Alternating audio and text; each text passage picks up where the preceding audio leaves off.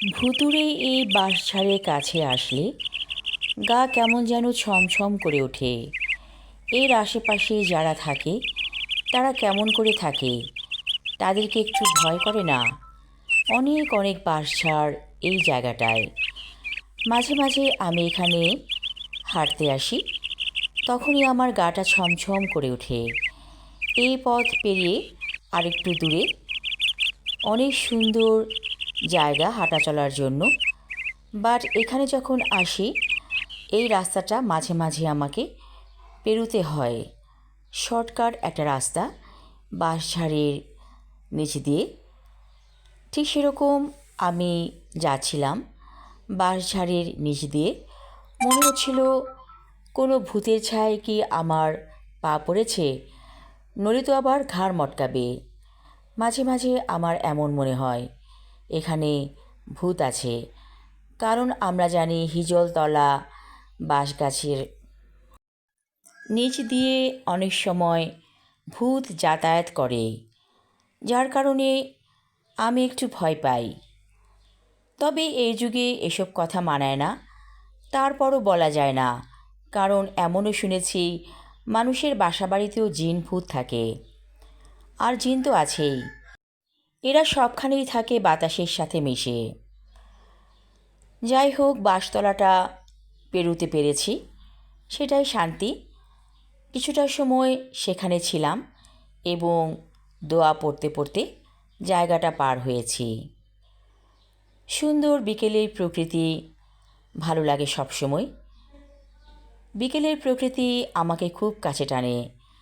মাঝে মাঝে ইচ্ছে করে খুব ভোরে এখানে আসি, কিন্তু আসা হয়ে ওঠে না, যার কারণে বিকেলবেলায় আমি হাঁটতে বের হই এবং অনেক অনেক এলাকায় আমি হাঁটি। হাঁটতে হাঁটতে যখন ক্লান্ত হয়ে যাই তখন একটু বসে পড়ি কোনো একটা সুন্দর জায়গাতে।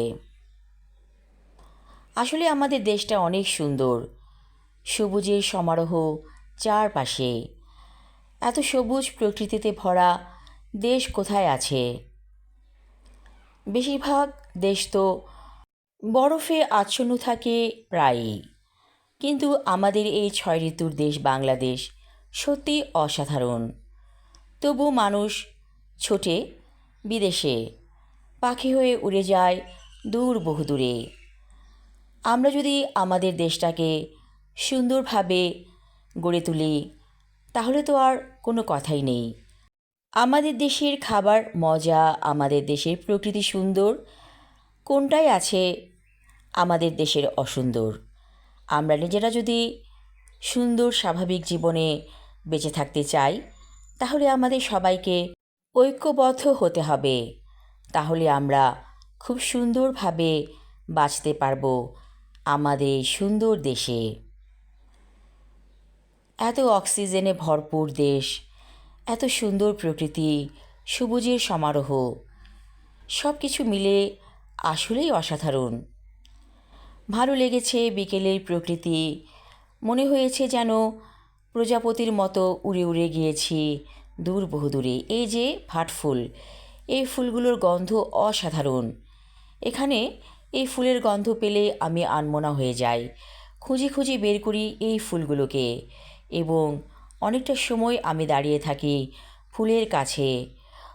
তখন আমাকে যেন নস্টালজিয়ায় পেয়ে বসে, চলে যাই দূর বহুদূরে মনে মনে কল্পনায়। সবাই ভালো থাকুন, সুস্থ থাকুন, এই শুভ কামনা করছি। এখন ঋতু পরিবর্তিত হচ্ছে, তাই শরীরটাকে সুস্থ রাখতে সচেষ্ট হতে হবে সবাইকে। তাই শরীরের প্রতি যত্ন নিন। ভালো থাকুন, সুস্থ থাকুন। ধন্যবাদ।